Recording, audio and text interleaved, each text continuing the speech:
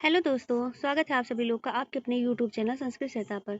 दोस्तों, आज हम लोग पढ़ेंगे महाकवि मार्ग से संबंधित उनका जीवन परिचय। महाकवि मार्ग की एक सुप्रसिद्ध रचना है शिशुपाल वधम। शिशुपाल वधम में 1650 श्लोक हैं और जो 20 सर्गों में विभक्त है। इसमें से पहला सर्ग हम लोग के पाठ्यक्रम में है और प्रथम सर्ग में श्लोकों की संख्या 75 है। इस प्रकार ये कुछ बेसिक जानकारी थी। आइए अब अपने हम सामान्य परिचय पर चलते हैं। दोस्तों, हमारी स्पीड स्लो लगी तो आप लोग 1.5 पर या 2x पर करके देख लीजिएगा, जो आप लोगों को सही लगे देखिए। और देखिए दोस्तों, सामान्य परिचय से भी क्वेश्चन पूछ लिया जाता है। कुछ महत्वपूर्ण क्वेश्चन जो बने हुए हैं पीवाईक्यू के रूप में, उसे हम देख लेंगे। अगर हम आप लोगों को बताते चलेंगे। देखिए, माँ का जीवन परिचय शुरू करते हैं। माँ कृत शिशुपाल वधम के अंत में दिए गए 5 श्लोकों में कवि वंश वर्णन है। ये पहले पूछा जा चुका है कि शिशुपाल वधम के कवि वंश वर्णन कहाँ है। तो शिशुपाल वधम के अंत में 5 श्लोकों की संख्या भी देखिएगा, 5 श्लोक है। 5 श्लोकों में कवि वंश वर्णन मिलता है। जिस प्रकार कादम्बरी में बाण भट्ट के द्वारा दिया गया अपना जीवन परिचय मिलता है, उसी प्रकार महाकवि माँ के द्वारा भी शिशुपाल वधम महाकाव्य के अंत में 5 श्लोकों में इनका कवि वंश वर्णन मिलता है। देखिए, आगे चलते हैं। इनके पिता और पितामह का नाम तथा उनके आश्रयदाता का नाम भी आप लोग याद रखिएगा। यहाँ से भी बनते हैं क्वेश्चन। तदनुसार देखिए, अगला यहाँ से तदनुसार माँ के पिता का नाम दत्तक सर्वाश्रय और पितामह का नाम सुप्रभदेव था। इनके पिता का नाम दत्तक सर्वाश्रय और पितामह का नाम सुप्रभदेव था। जो राजा वर्मलात या बर्मलाक कहीं कहीं मिलता है का मंत्री था। मंत्री था नहीं, मंत्री थे। ठीक है, थोड़ा सम्मान से मंत्री थे। और एक संस्करण है, संस्करण के अनुसार भी हम लोग को देखना है। देखिए, बंगला संस्करण, इसके अनुसार ये धर्मनाभ के सर्वाधिकारी थे। जो बंगला संस्करण है उसमें धर्मनाभ दिया गया है कि इनके जो थे सर्वाधिकारी थे। कुछ विद्वानों ने सर्वाधिकारी को ही प्रधानमंत्री का अर्थ लिया है। और टीकाकार वल्लभ देव, इनमें जो टीकाएं मिलती हैं, टीकाओं के ऊपर जो टीकाकार हैं, ये वल्लभ देव ने सर्वाधिकारी का महासेनापति अर्थ लिया है। देखिए, ये भी कभी कभी पूछा जा सकता है कि किसने क्या लिया। तो जो कुछ विद्वानों ने सर्वाधिकारी को प्रधानमंत्री अर्थ में लिया और एक स्पेशल नाम दिया गया है कि वल्लभ देव ने सर्वाधिकारी का अर्थ महासेनापति के अर्थ से लिया गया है। ठीक है, आइए आगे बढ़ते हैं। देखिए, माँ के समय के विषय में अनेक तथ्य मिलते हैं। तदनुसार माँ का समय कहीं 7वीं शताब्दी का अंतिम चरण है। ठीक है, तदनुसार माँ का समय 7वीं शताब्दी का अंतिम चरण है, अर्थात 6 से 7 और 5 यानी 675। ये अगर हम देखें तो 5 6 7 ये लगातार क्रमवाइज है। इस प्रकार आप याद रखिएगा कि 675 है। 6 आगे कर दीजिए, 7 उसके बाद 5 रखिएगा। इस प्रकार 675 ये याद करने की ट्रिक है। 675 के लगभग समय निर्धारित है। माँ के पितामह सुप्रभदेव वर्मलात के प्रधानमंत्री थे। इनके पितामह जो थे वो वर्मलात के प्रधानमंत्री थे। वर्मलात का एक शिलालेख डॉक्टर कीलहार्न, देखिए दोस्तों, ये पूछा गया क्वेश्चन है। कीलहार्न, यहाँ जो ये डॉक्टर कीलहार्न है, इनके बारे में पूछा गया है कि इनको कहाँ से मिला। तो वर्मलात का एक शिलालेख मिला था डॉक्टर कीलहार्न को।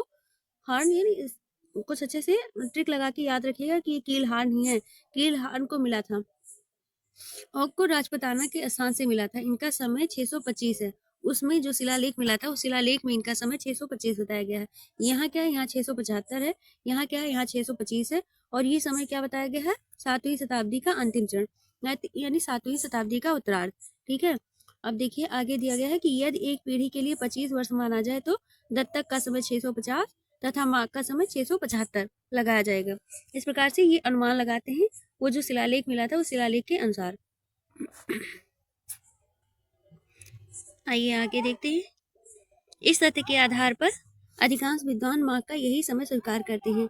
मतलब 625 इनके पितामह का, 650 इनके पिता का और 675 इनका समय इसी शिलालेख के आधार पर लगाया जाता है। जो शिलालेख मिला था किसको, डॉक्टर कीलहार्न को।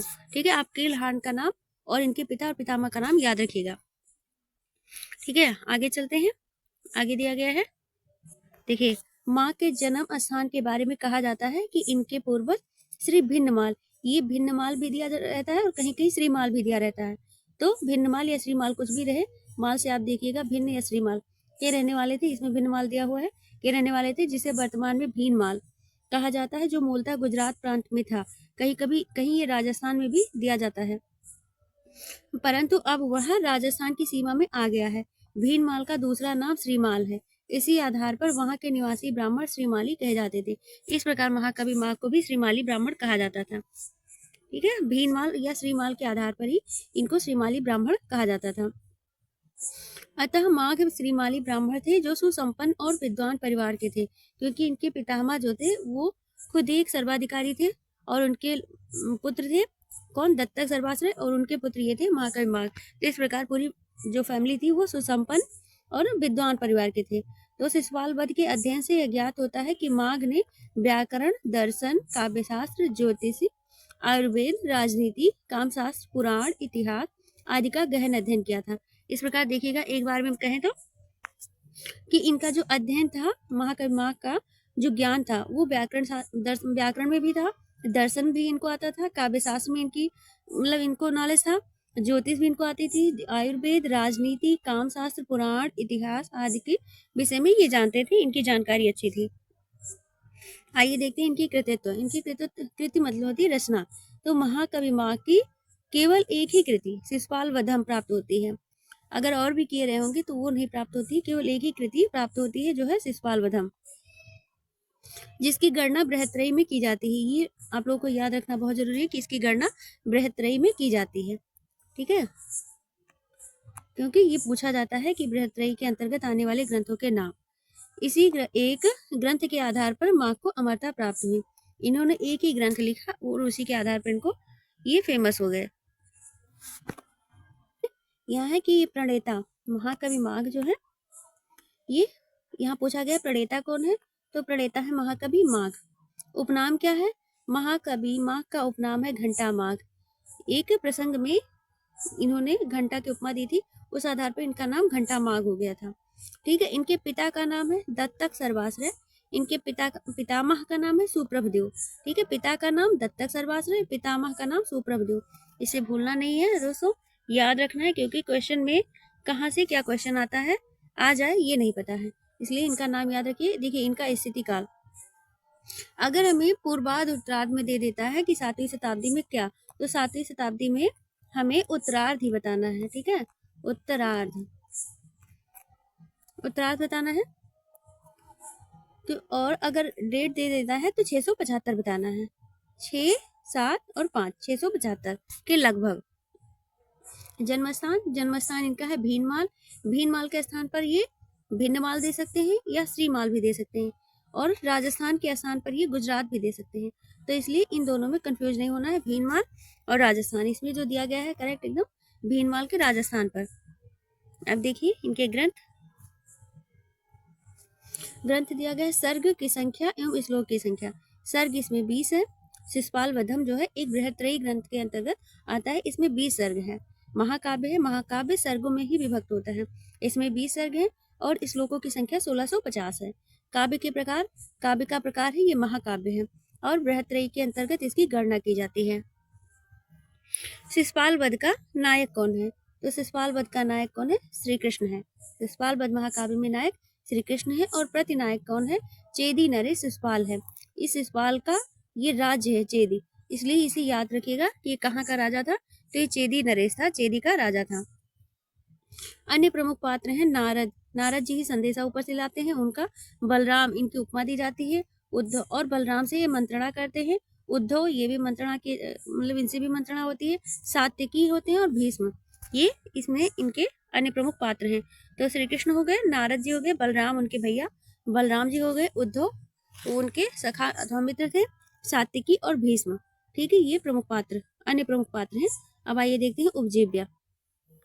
उपजीव्य होता है कि कहाँ से लिया गया है, ये किसका आधार बना के लिया गया है। तो देखिए ये श्रीमद् भागवत इसे याद रखना है, श्रीमद् भागवत के 10वें स्कंध में 74वां श्लोक, 74वां अध्याय तथा महाभारत। अच्छा ये अलग है और ये अलग है, ये दोनों देखिएगा। देखिए श्रीमद् भागवत के 10वें स्कंध के 74वां अध्याय है और महाभारत सभा पर्व का 33 से 45वां।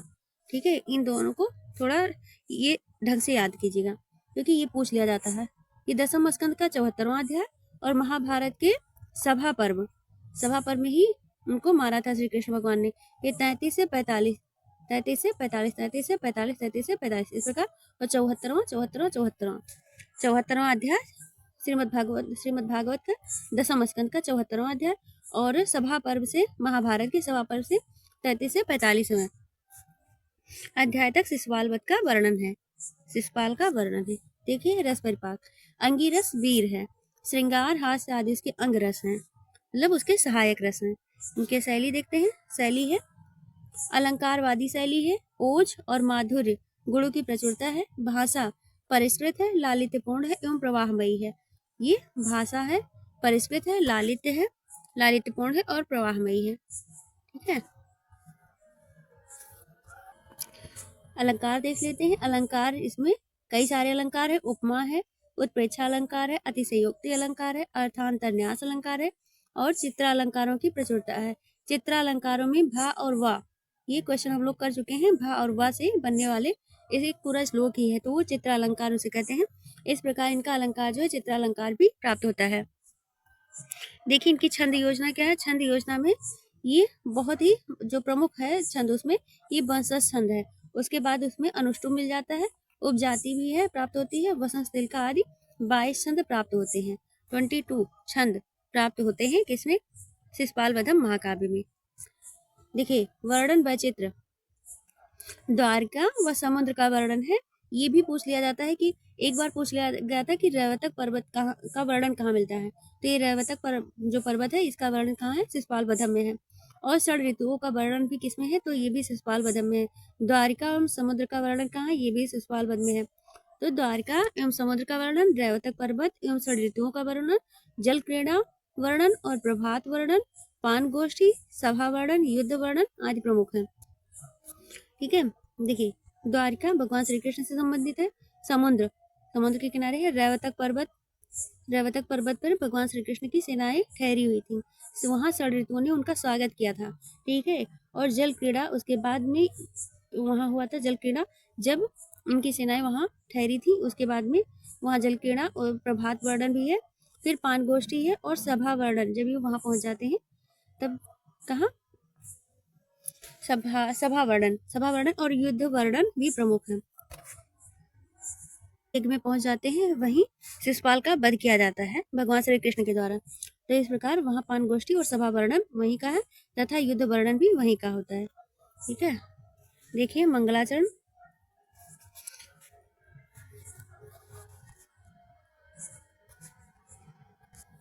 मंगलाचरण है महाकाव्य का आरंभ श्री शब्द से होता है। श्रिया कुर्ला मध्यपस्वालम, ये तो उसका है किरातार्जुनीय का। और पति श्रीमद शास्त्रीम जगत जग निवासो, ये मंगलाचरण है। तो इसका आरंभ कहाँ से है? ये श्री से इसका आरंभ होता है। ठीक है। शास्त्रीय पांडित्य है। माघ ने वेद व्याकरण, जैसे कि हम लोग ऊपर भी पढ़ चुके हैं कि इनका शास्त्रीय पांडित्य किसमें किसमें है। इनको व्याकरण आता है, दर्शन आता है, मतलब अच्छा ज्ञान है। और काव्य शास्त्र, इन्होंने महाग्रंथ एक महाकाव्य की रचना की, तो ये सब तो इनको आता ही है। व्याकरण के अच्छे ज्ञाता है, दर्शन के अच्छे ज्ञाता है, काव्य शास्त्र के बारे में अच्छी जानकारी है, राजनीति इनकी बहुत गजब की है, आयुर्वेद के वो भी मिलता है उसमें, नीति शास्त्र बहुत अच्छा है, संगीत आदि के विषय में दक्षता प्राप्त है। इस प्रकार जब भी पूछा जाए कि इनका शास्त्रीय पांडित, तो हम लोग को इतना याद रखना है। देखिए मार्क की न्यूनताएं भी दी गई हैं, कुछ न्यूनताएं भी होती हैं, तो कितना भी अच्छा कुछ ना हो, कुछ न्यूनताएं तो रहती ही हैं। इस प्रकार देखिए इनकी न्यूनताएं क्या है। तो कथानक महाकाव्य की रचना के लिए पर्याप्त नहीं है। इन्होंने इतना ब्रॉड में किया, पूरा वर्णन किया, विस्तृत रूप में पूरा ब्यौरा दिया कि ये जो कथानक था, ये कथानक ही छोटा पड़ गया। इस प्रकार महाकाव्य की रचना के लिए पर्याप्त नहीं रहा। ये महाकाव्य माँ की न्यूनता रही है। अधिकांश विद्वानों द्वारा ये कहा जाता है कि इसका जो कथानक है, महाकाव्य की रचना के लिए पर्याप्त नहीं है। ठीक है। देखिए कथा के प्रवाह का अभाव हो जाता है। कहीं कहीं इनके कथा का जो प्रवाह होता था, उसकी दिशाएं ही भिन्न हो जाती थी, विपरीत गति को मुड़ जाती हैं। ठीक है। मतलब सर्गों के आधार पर देखें तो पहला, दूसरा और तीसरा सर्ग एक जैसे एक सामान्य प्रवाह में चल रहा था। उसके बाद में इन्होंने ऋतुओं का वर्णन और पान गोष्ठियों आदि का वर्णन कर दिया, तो थोड़ा प्रवाह में अभाव होता था। इस प्रकार न्यूनता है ये। और अगला है सूरत आदि के वर्णन आवश्यकता से अधिक कुछ अंशों में अनौचित्यपूर्ण है, इतना कर दिया था। और चौथा है पांडित्य प्रदर्शन वाले स्थान नीरस और दुरूह हो गए हैं, बहुत ज्यादा कठिन हो गए हैं। इस प्रकार दोस्तों आज का वीडियो यहीं समाप्त होता है। सामान्य परिचय यहीं तक था। तो अगर आप लोगों को वीडियो पसंद आई है तो आप लोग वीडियो को लाइक करें और कमेंट करें तथा सब्सक्राइब करें चैनल को। अगले वीडियो में फिर मिलते हैं, तब तक के लिए नमस्कार।